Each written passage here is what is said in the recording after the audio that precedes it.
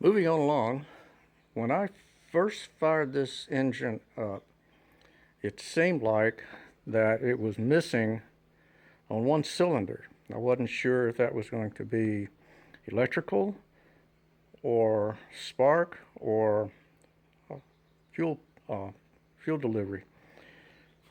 I took an old timing light I have and I connected it to each of the spark plug wires individually when they were still plugged into the spark plugs.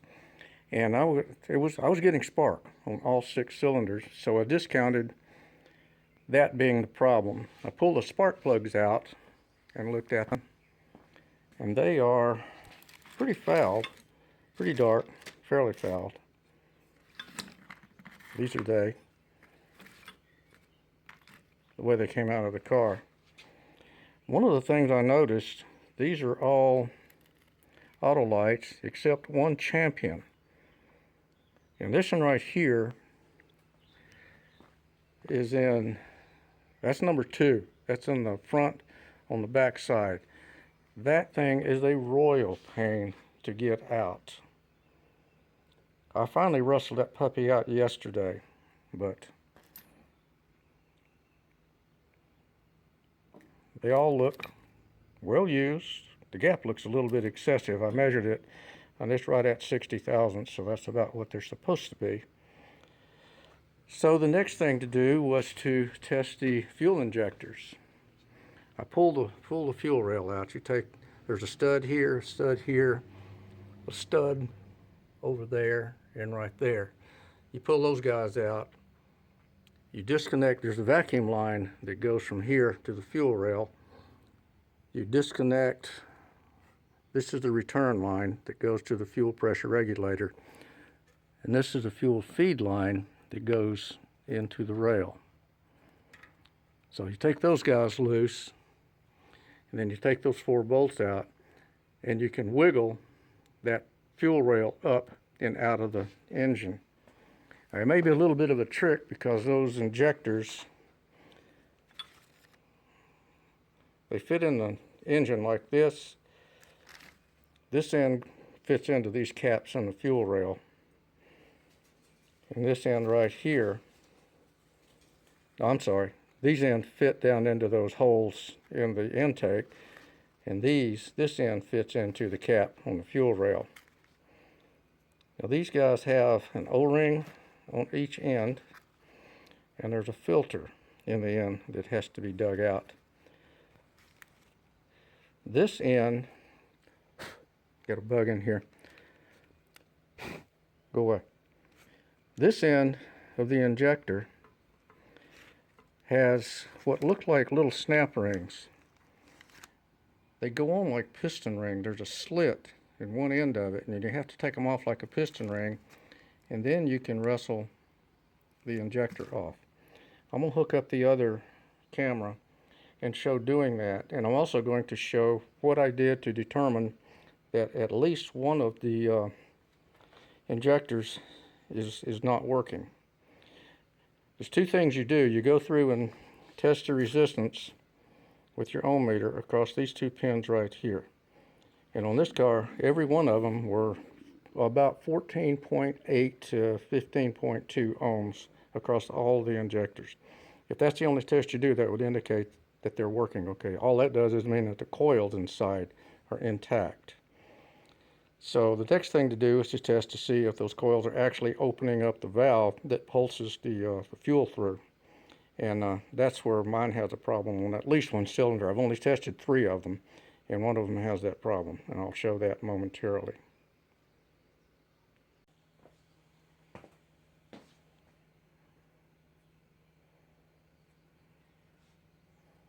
Okay, this guy right here, I'm hoping you can see it. There's a little plastic ring on there. There's one on either side that holds this thing in place, and it just kind of comes off like a piston ring.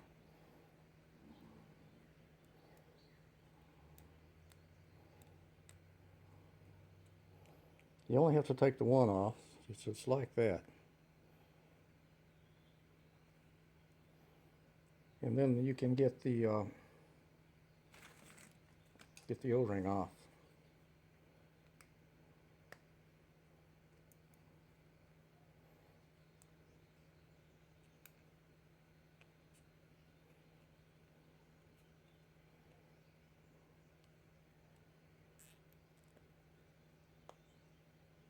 Well, these don't feel bad, but I'm going to change them anyway. This is the set that came out of the car. They're going to be a backup set. I've got a new set ordered, so I don't know exactly what the anatomy of these things is. I think it would be interesting to find out. I'm guessing there's a little solenoid in here, a little electromagnet that opens up a valve, and I don't know what the valve looks like. It may look like a needle and seat in a carburetor, where the solenoid pops the thing up and then pressure pushes it back down. It may work from the bottom, it may work from the top, I don't know. But if I have one that I can't bring back, I may cut it open and just see how the thing works. Okay, that's how you get the O-rings off. Now you've got a little filter in the end of it. And how you get that off,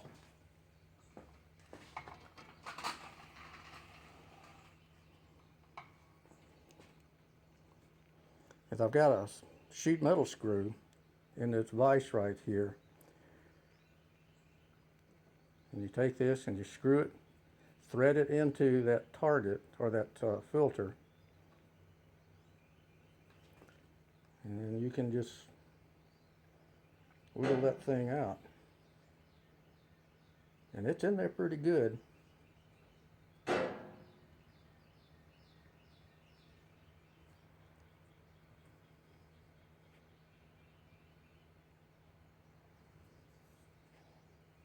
Now one thing, okay, that's what I did here. I'm using a screwdriver to help pry that thing out.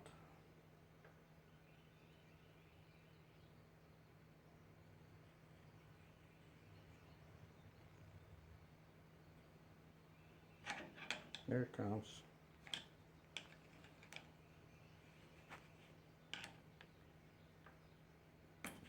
There. Now that's open. Your new kit will come with more of these things.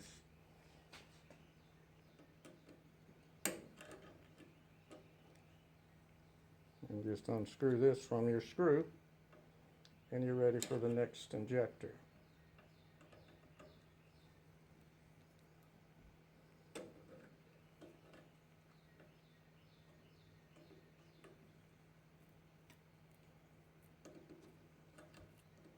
Probably could find a better pair of pliers to do this, like little channel locks or something.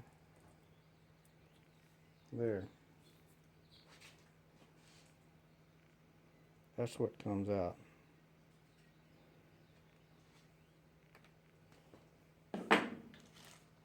Now in your kit, you will get new filters to push in there, and you have to use a vise, from what I understand, to push those things in, because they're just as tight getting in as they are getting out. Okay, now let's go reset up and show testing these things on the bench to see if they have any flow. Okay, here we go. What I've got is my little handy dandy 12-volt supply over there.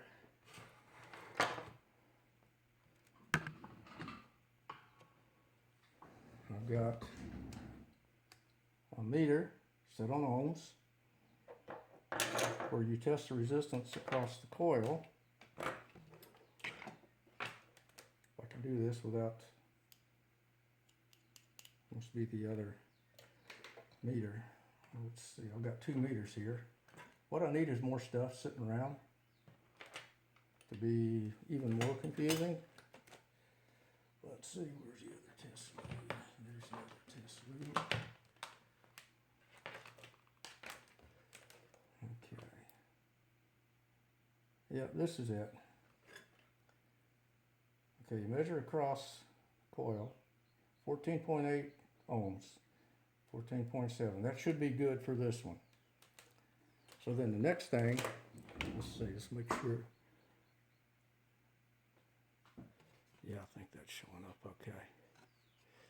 I'll get in here a little bit closer on this one because this has got some sound that you need to listen for.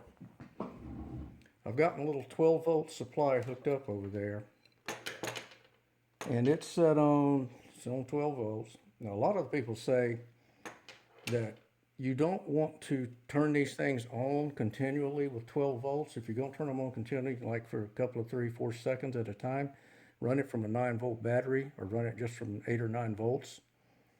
But 9 volts or 12 volts or 13 volts or whatever, if the thing is working, you can hear it.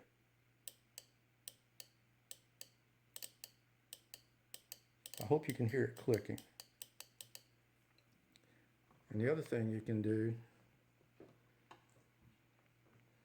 on this guy back here is watch the amperage come up.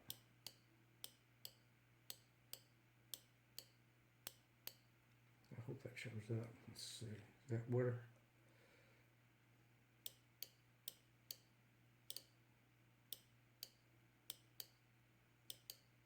That's like 4/10 of an amp that this thing is drawing. Okay, now what does one that doesn't work sound like?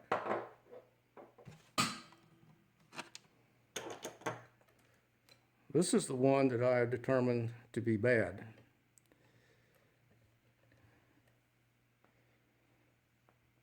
Testing the coils, it's got the right amount of resistance. Let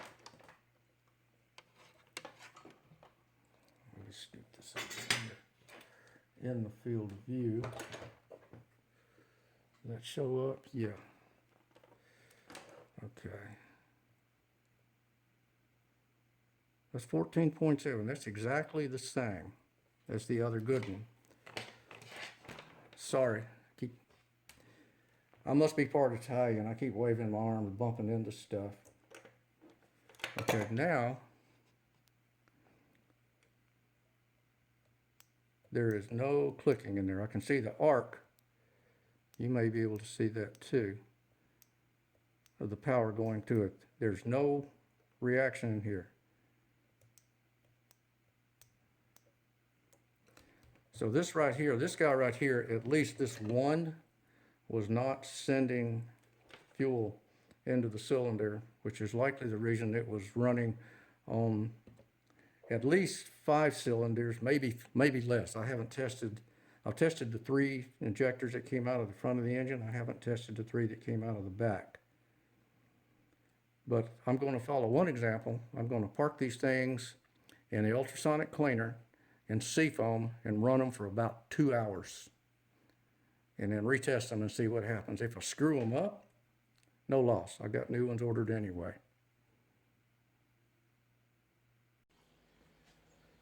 One thing I neglected to mention, when I was testing these things last night on the bench, putting actual power to this, I'd take some brake clean or carburetor clean or something and spray it down inside this till it filled up, and then pulse these, and that stuff would trickle out the bottom. The one that's bad, nothing would come through. So that's how I knew that. So before I put them in the ultrasonic,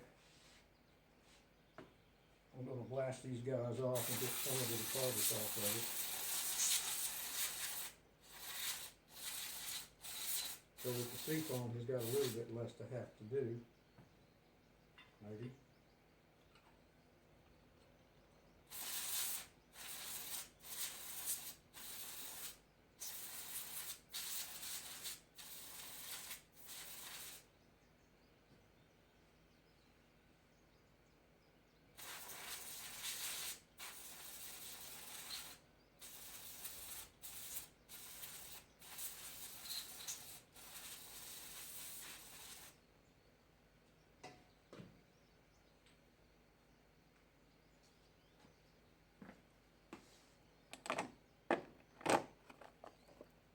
One, two, three, four, five. All 6 of them are in here. Now, this guy right here is filled up with water to about here. I'm going to put these in there. It's already sitting on heat. It's warming. It's not hot yet, but it is warming.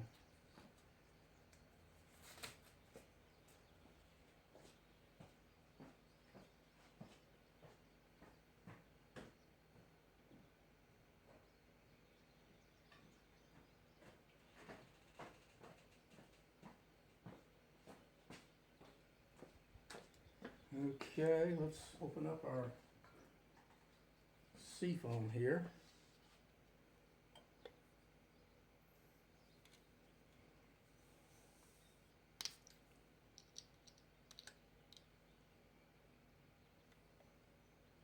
You'd think this was a Tylenol bottle. Only people my age will get that.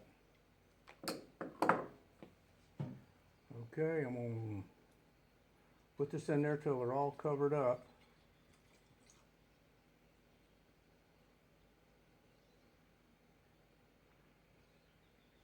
There we go.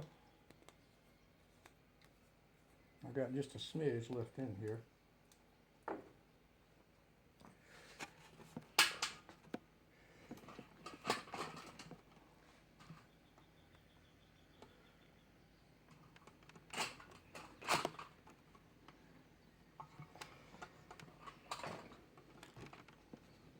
Move this back because I know what the noise, when you turn these things on, what that noise sounds like. 30 minutes at a time. We're going to run 4 cycles.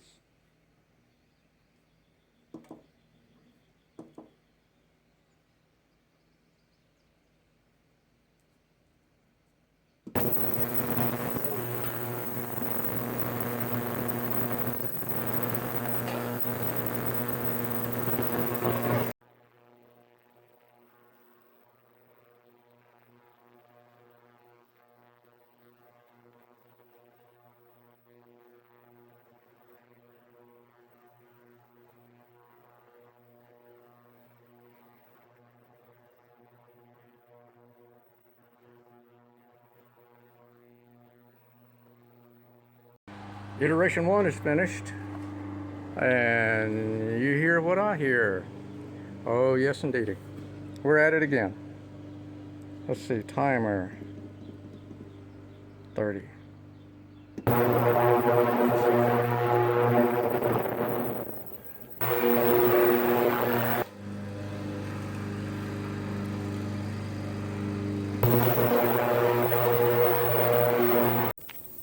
Keeping up with what's going on here. I'm into the 3rd session. 75 degrees out here today. It is freaking awesome. I hear a helicopter. Know what else I hear? Oh yeah. Let's go open up the other garage. Just for grins.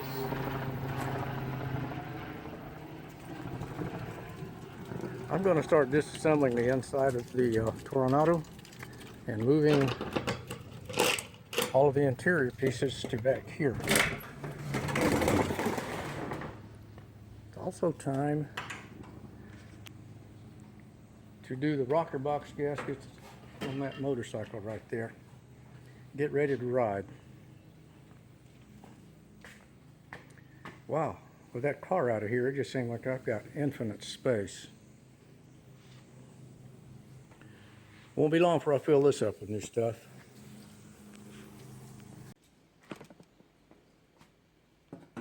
Time to pull them all out. Boy, that stuff is nasty.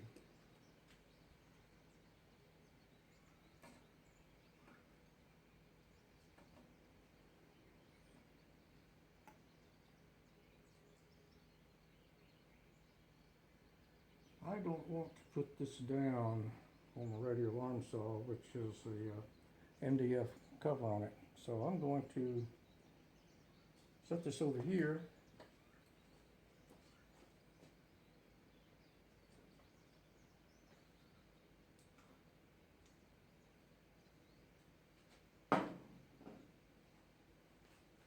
Or I can fish each one of these guys out individually clean them up, and then take them in and retest them.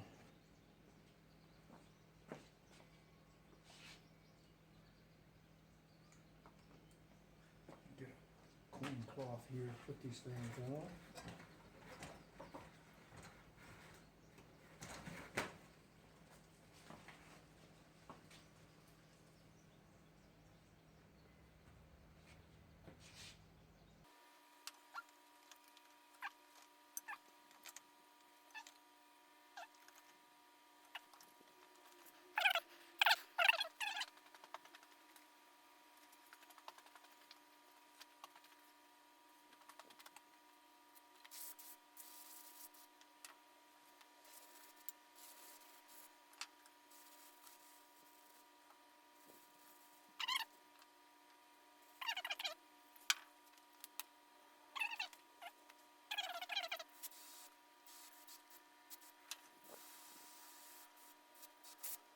Okay, I'm gonna let that stuff dry. I'm gonna take the can of carb or brake parts cleaner in, and I'm going to fill each one of those and test the resistance, and also test to see if anything comes through them. Okay, here we go. These are the 6 injectors that were blown off with the brake parts cleaner. Then they were put in the ultrasonic. This is the one that I pulled out last night as one of the front ones that was bad. The coil in it works, but it won't open up and allow spray to come through. I'm gonna save him for last. So I think I've organized these guys in an area to where it looks like it should work okay. Okay, first we're going to test the resistance. 15.1 ohms. Did that show up? Yep. Okay. Next, we're going to test the clicking.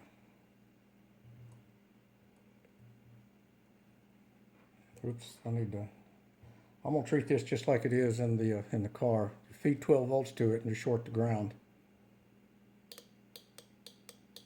I can hear that. Next, I'm going to try, without having this stuff flash back in my eyes, I'm going to see. There's nothing coming through right now. There we go. You see that shining?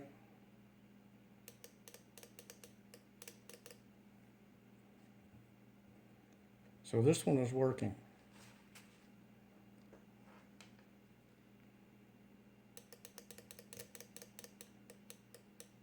I'm going to go ahead and let it drip all of this brake cleaner through it.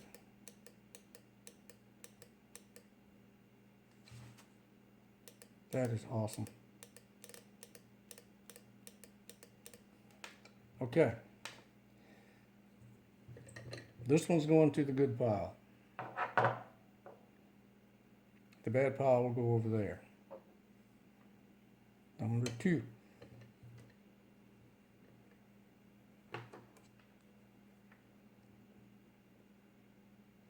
$15.1 ohms. Good. Oops. Let me test it to make sure it's clacking first. Yep. I hope you can hear that on camera.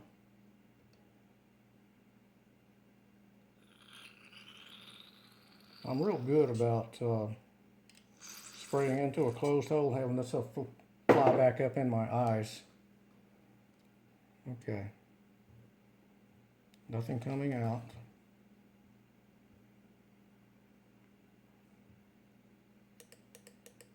I can see the level going down.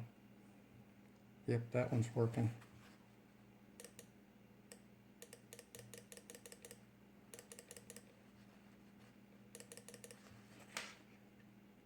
Too good.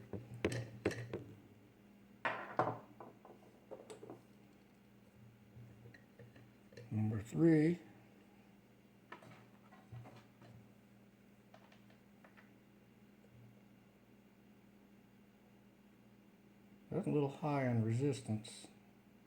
No, there we go. Operator error. 15.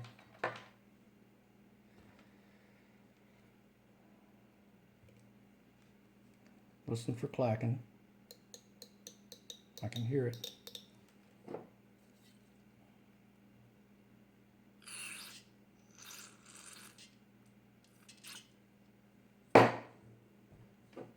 Oop, I blew some out. I didn't mean to do that.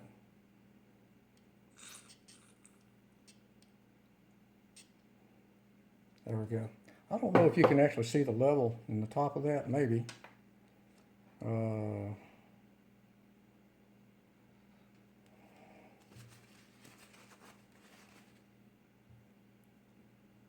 Nothing coming through.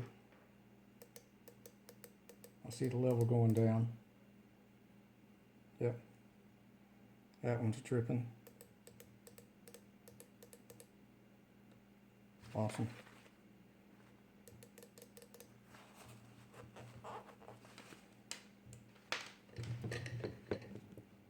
Three of them good so far. I don't know what the spray pattern is on them though. That's one thing I don't have the facility to test out. 15 ohms, good.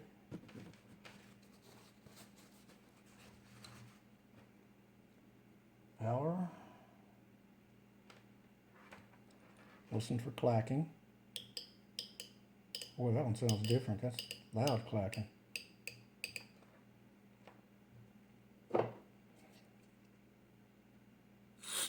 Oops. Okay. I don't know if you can see it on the top there, but it's not leaking down. And now it is leaking down. You can see it's getting on my finger.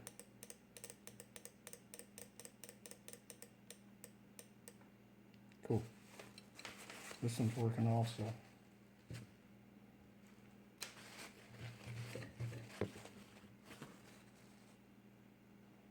Four. 5. Resistance. 15. Good deal. Listen for clacking. I can hear it.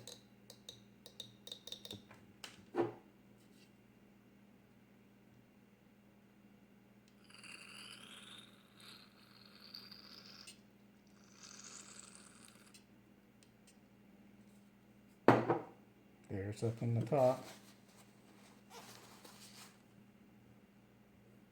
Nothing leaking.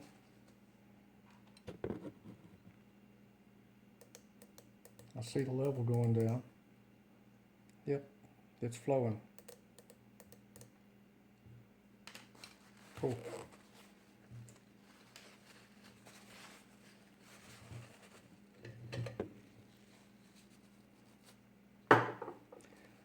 Now this is the one that would not work before. I know because I put the wire bail on him to mark him.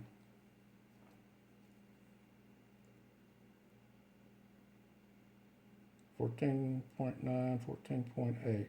He's slightly different ohms too.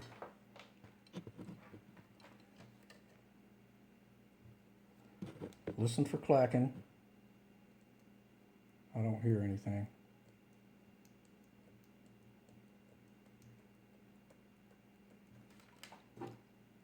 I believe this one's going to be dead.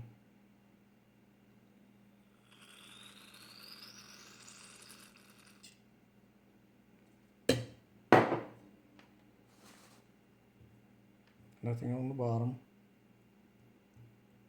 He's not leaking down either.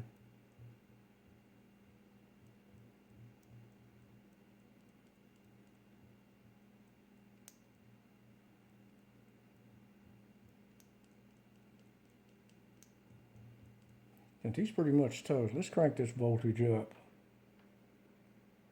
to about 15. Let's pulse him a few times.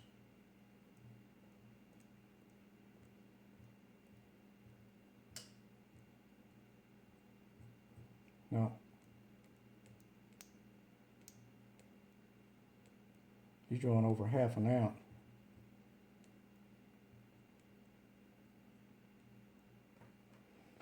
It's running back down to about 9.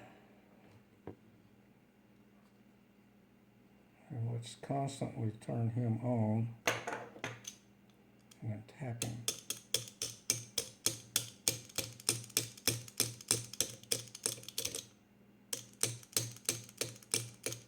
You hear that? I hear some kind of a clicking on the inside. I think I just heard it click.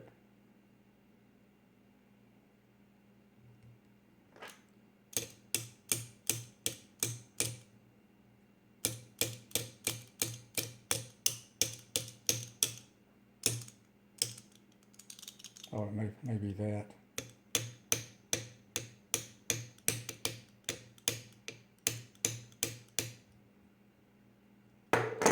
Nothing.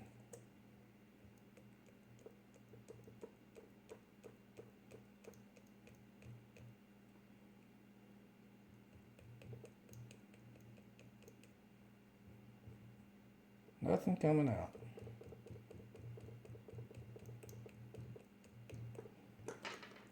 So this guy right here definitely has a problem. I wonder, I don't know which way the solenoid pulls the valve. If there's pressure behind the valve and the solenoid pulls it up and lets it go by, or if the valve is pushing up and the solenoid comes down and then it comes back up. I'm betting that it's, just thinking out loud, what if it's like a needle in a seat on a carburetor, where the needle is down in the seat, and then when you turn on the solenoid, it pulls it up and fuel flows past it, and you push it down. I wonder if it would do anything to put pressure on the bottom of this thing and energize that and see if it would push that thing off its seat. I wish I had a better understanding of what the anatomy of these things were. I may go look that up. I may actually try to set that up. Why don't I just do that here? Let's see, I'm on 9 volts.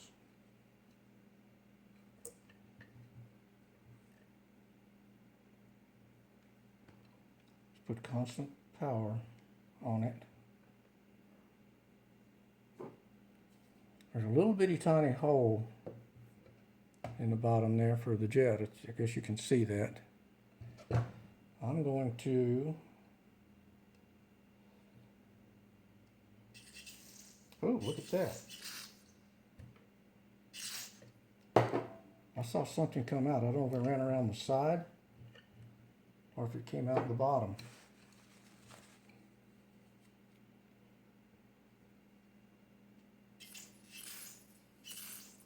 It's not going through.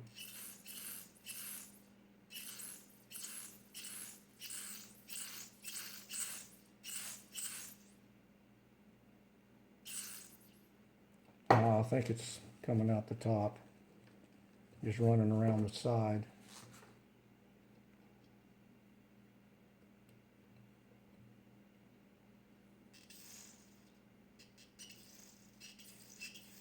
If that thing were open, there would be something going through it. I think this one's just toast.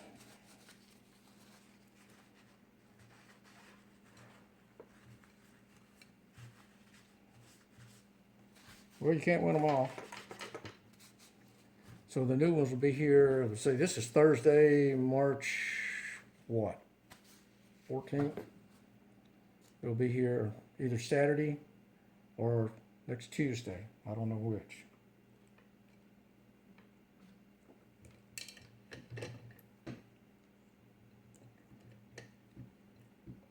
Just for grams.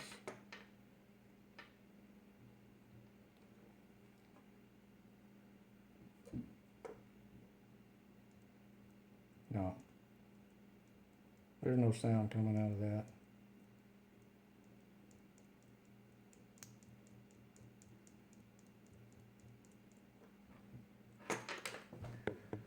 Oh well, we tried.